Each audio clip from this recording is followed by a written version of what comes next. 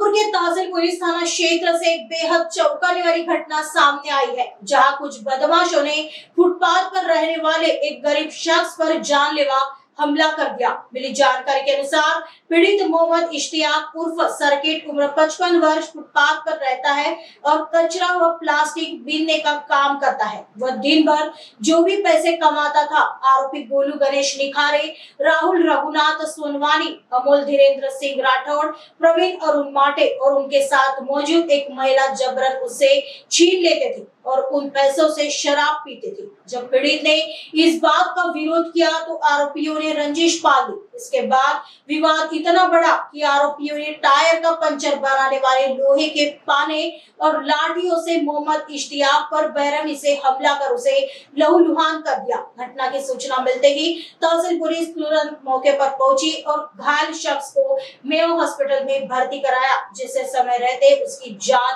बच सकी। पुलिस ने त्वरित कार्रवाई करते हुए 5 में से 4 आरोपियों को हिरासत में ले लिया है, जबकि एक अन्य आरोपी प्रवीण माटे की तलाश जारी है। आगे की जांच तहसील पुलिस कर रही है। स्टेशन तहसील येथे अपराध क्रमांक 246/2026 कलम 118(2), 115(2), 352, 189(4), 190, 191(3) भारतीय न्याय संहितेनुसार गुन्हा दाखल करण्यात आलेला आहे। यातील फिर्यादीचा भाऊ मोहम्मद इश्तियाक उर्फ सर्किट वल्द मोहम्मद इस्माईल वय 55 वर्षे हा फुटपाथवर राहतो आणि कचरा वेचण्याचे वगैरे काम करतो। यातील आरोपी नामे एक महिला आरोपी आहे आणि इतर 4 आरोपी गोलू गणेश निखारे वय 20 वर्षे राहणार फुटपाथवर सीए रोड नागपूर, राहुल रघुनाथ सोनवानी, अमोल धीरेन्द्र सिंह राठोड आणि प्रवीण अरुण माटे अशा एकूण 5 आरोपितांनी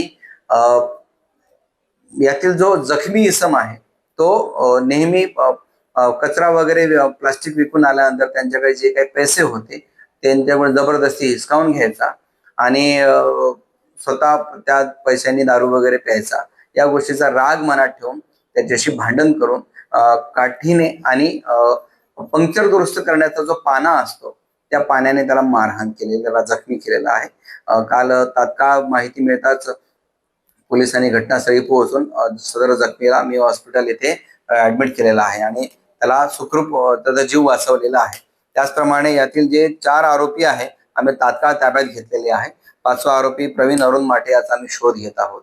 लवकरच त्यालाही अटक करून सदर गुन्ह्यामध्ये या गुन्ह्याचा तपास PSI माने हे करत आहेत आणि या गुन्ह्याचा मध्ये आरोपीचा PCR घेऊन पुढील तपास केला जात आहे। कुठलीही घटना घडली तर नागरिकांना नागपूर पोलीस आणि तहसील पोलीस स्टेशन तर्फे आवाहन करतो, आम्ही विनंती करतो की कुठलीही घटना घडली तात्काळ आपण कायदा हातात न घेता पोलिसांना माहिती द्या। 112 हा अत्यंत प्रभावी पोलिसांचा कॉन्टॅक्ट नंबर आहे। त्याच्यावर कॉन्टॅक्ट केल्यानंतर विदिन 5 मिनिट पोलिसांना सदर घटनास्थळी पोहोचणे बंधनकारक आहे आणि आपण कॉल केल्यानंतर तात्काळ तिथे पोलीस मदतीला पोहोचतील आणि पोलीस कायदेशीर कारवाई करतील याची खात्री बाळगा। परंतु आपणच जर कायदा हातात घेतला आणि जर काही दुर्घटना घडली तर आपल्या विरुद्ध सुद्धा ती कारवाई होऊ शकेल, कारण कायदेशीर कारवाई करण्याचे अधिकार हे फक्त पोलिसांनाच असल्यामुळे कृपया कोणीही कायदा हातात घेऊन स्वतःच निर्णय लावण्याचा प्रयत्न करू नका। न्याय प्रक्रिया आहे, पोलीस प्रशासन आहे, नक्कीच आपला जो विश्वास आहे कायद्यावर आणि पोलिसांवर त्यात तो आम्ही सार्थ ठरवू आणि आपल्याला कोणतीही जर घटना असली, कोणतीही तक्रार असली, आपण पोलिसांना संपर्क करा।